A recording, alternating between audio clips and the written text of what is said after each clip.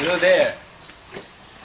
This is a Bougainvilla, as you can see, and Bougainvilla glabra. Okay, so but this is a problem 3.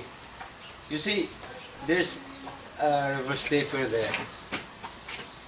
Reverse taper or inverse taper is something wherein anything of the trunk is greater in diameter than any of the lower parts. So as you can see, this is the wide base. It gets narrower here, but then it gets wider here. So that's reverse taper or inverse taper. So I'll give a turn around so that you can eventually see the whole thing. And what I'm going to talk about now is how I'm going to correct this. So this will be quite a drastic correction, but I plan to correct this, and my plan is to entirely remove this whole branch here, and so that I can reduce this part of the trunk. So the remaining trunk that will be left will be this one, only this one. Okay, then so this one will be smaller in girth compared to what is immediately down here. So I'm going to saw this and then grind further. And in bougainvillas usually you do not grind because the trunk can easily get rotted. But I will deal with that somehow, because a reverse taper for me is worse than any other problem with any bonsai. So for me, a reverse taper is a no-no. So that's my plan. Okay. So the first thing that I'm gonna do is saw this large branch off. Okay.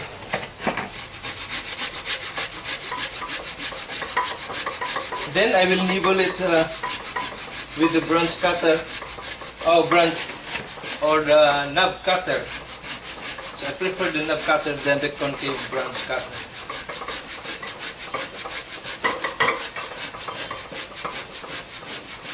So this saw, it looks small, but it can do the job. This is usually used for hunting, because this is a reverse cut. The cut is pull rather than the usual saw, which is to push. Okay, I'm about to finish, and there it goes. So of course this one I'm gonna plant. Okay, so here I have now, that's how it looks. See? So there's a cut base. The hunters had a bad cut here, but anyway, I'm gonna fill that up with. So it should be, the cut should be here, slowly like that. So to smooth the taper, so somehow it is now lesser. So with the knob cutter, I will slowly nibble in this portion like that until I can as much as possible reach the usual form. Otherwise I will finish it with a grinder.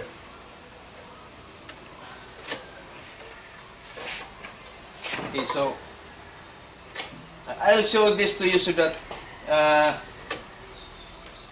newbies or beginner bonsaists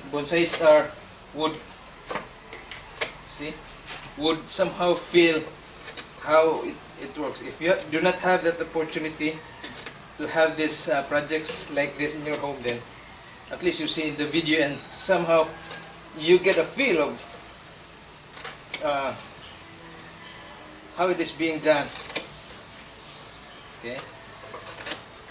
So maybe later on you will add knob cutter as part of your armory of your tools, part of your tool collection. So I'm now nibbling on this.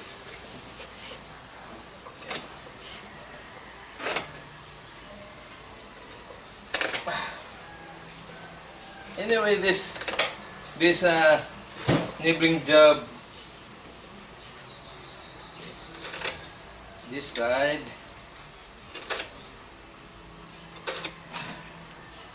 until this saw cut is eliminated, and hopefully this will look a lot better than the cut, than the saw cut. See?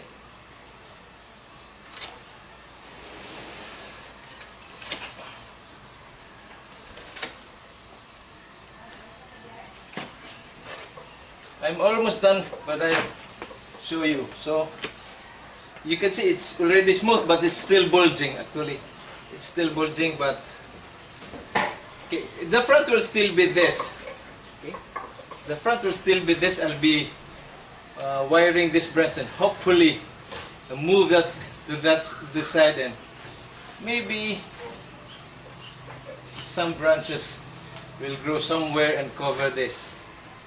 Okay, but for now I will continue nibbling, and hopefully I will make a smaller carve. I mean something that will be deeper, like that. So that is how it looks now. See? Although there's still little reverse taper, it's not as ugly as before. I'm satisfied with it, so I'll continue my work. So what is now the thing to do for me is that, since this is a rotten, is a dead part, then I might as well make this connected. Okay. So there's a portion here which the knob cutter could not access, so I'm using a branch cutter. See, that's a concave cutter and this is a knob cutter, but still I cannot access it freely, so I guess I have to hit this with a grinder.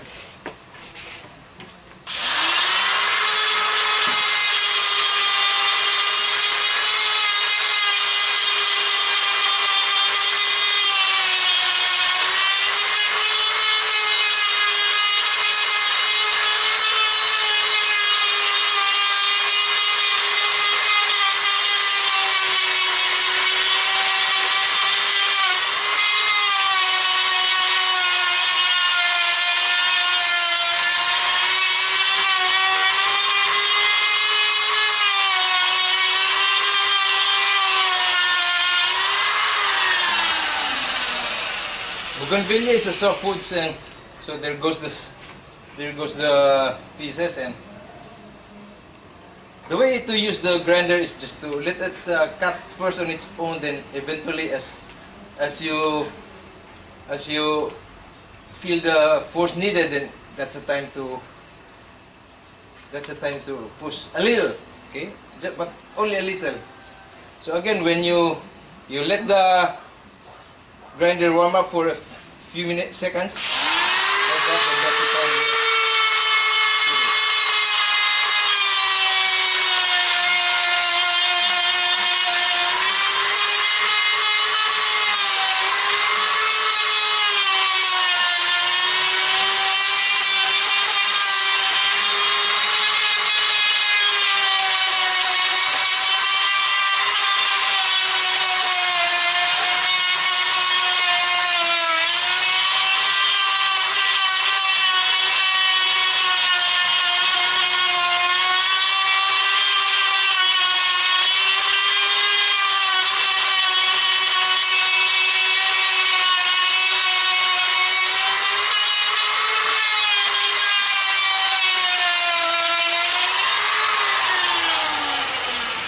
Okay, there's a deep part wherein the deep part, this one is, yeah, that's a deep part. Water can accumulate there, so you have to carve in such a way that water cannot accumulate. And probably we can put some wood sealer there or clay to make that to prevent water from stagnating in there. Okay, so now I have created a sort of a way for the water not to stagnate in there, rather it can flow down. Okay, so that's the closer look. See? Okay. So that's it. Okay. That's it. Okay, so the next thing to do is to wire this branch, that somehow it will go to this portion here and fill up. So it looks like it cannot be wired anymore, but we'll just resonate and work on it slowly. Slowly, gradually means I can bend this even for 4 weeks. So every day I'll try to move this, and then hopefully this can be eventually reach this space. Then I will fill this portion that it has filled up by branches from this one, and this is the new leader now. This is the apex. So I'm gonna wire starting from here. So instead of just here or just there, I'm going to wire starting from here. And why? Because I will partly move this branch, this and this. Okay, then partly here, this branch. So basically, wiring is to create movement in the branches. See? So I'm going to measure my wire like that. See? And then I'm gonna add a little bit more like that. Okay, so that's the way. But I will anyway, I'll just cut it here. I'll start from here. You have to cut the wire. You cannot just work on with that wire still going up. Okay, so I'm going to establish this. Okay, the first thing that you have to do is to anchor your wires. It has to be anchored on stable branches. So in this case, I'm going to anchor at this very big branch. Okay, that's it. And then I'll start coiling. Okay, I think that is enough. I'll start coiling on the branch which I intend to work on. So basically, this is the branch that I'm working on. Okay. So my plan is to double that so that I really have strength there. So for choosing what thickness of the branch is that, or of the wire is that, you have to feel the branch, and better if you have thicker wires like this, because you cannot also put so many wires in just in one branch, otherwise it will look ugly. So maybe at most three layers. When wiring, as much as possible, try not to overlap. Of course, it cannot be eliminated, but totally. But in this case, since we are still in a developmental stage, developmental wiring, so there's not much twigs to be wired. So, but if I'm gonna remove this, so. But when you are already wiring a developed one, then you have somehow wire all the twigs, and that's so. In this case, I'm hitting a junction. I'm anchoring at this portion like that. Then I move up. Okay, move up further. Okay, so this is the only branch that I want to move. This one, and this one, hopefully. Okay. So in this case, I'd like to move this branch, but I'm short. So anyway, that's it. Okay, but I have to add another one. So to really have strength, okay, I'm going to double layer it. So I'm gonna estimate again. See, that's it, and then tap. So when doubling a wire, you have to ensure that this one is just the side of the first wire. So you decide, either you work on the lower part or the upper part, but I usually put it on the lower part of my first wire. Okay. So that's it, and work again. So once in a while you have to check your wires if it's well. Paliw ko sa pula nga pliers daw. Okay. So for example, in this one, you have to see to it that your wires are close to each other. Okay, so I'll go on. So when twisting your wire or when laying down your wire, you have somehow to twist your wire a little bit according to where it is going.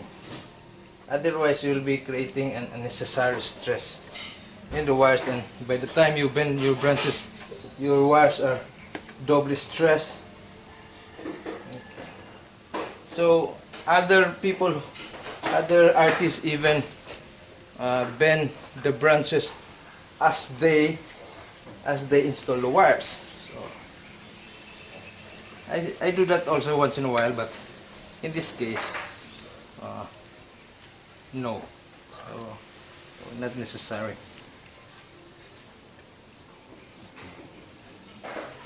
So that's it. I'm there.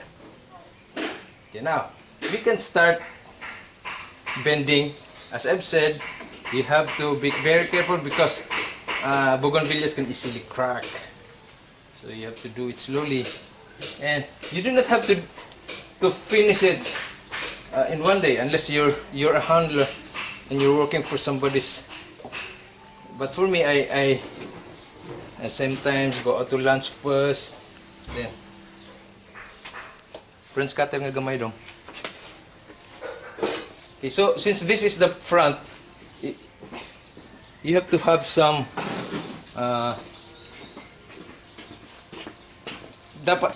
this should be shorter.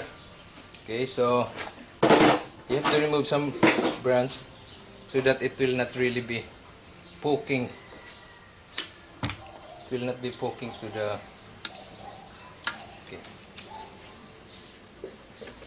Okay, so you can still move this, you know, once in a while, or gradually. That. So if you exercise this every day, maybe this one has to go. When you're selecting a branch which you think it has to go, then you do it slowly or gradually. Okay.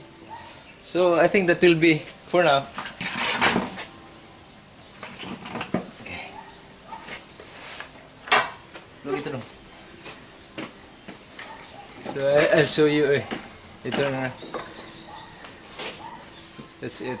Somehow it filled up the space.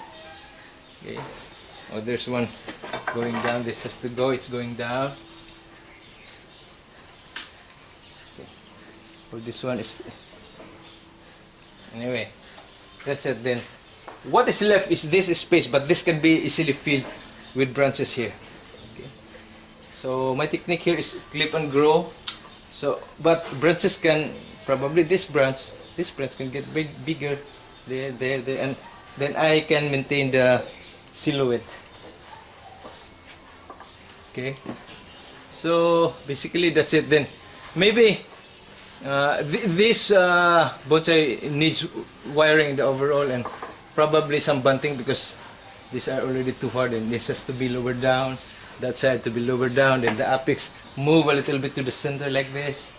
Okay, and then branches can be grown to fill up the necessary spaces. So that's it for now.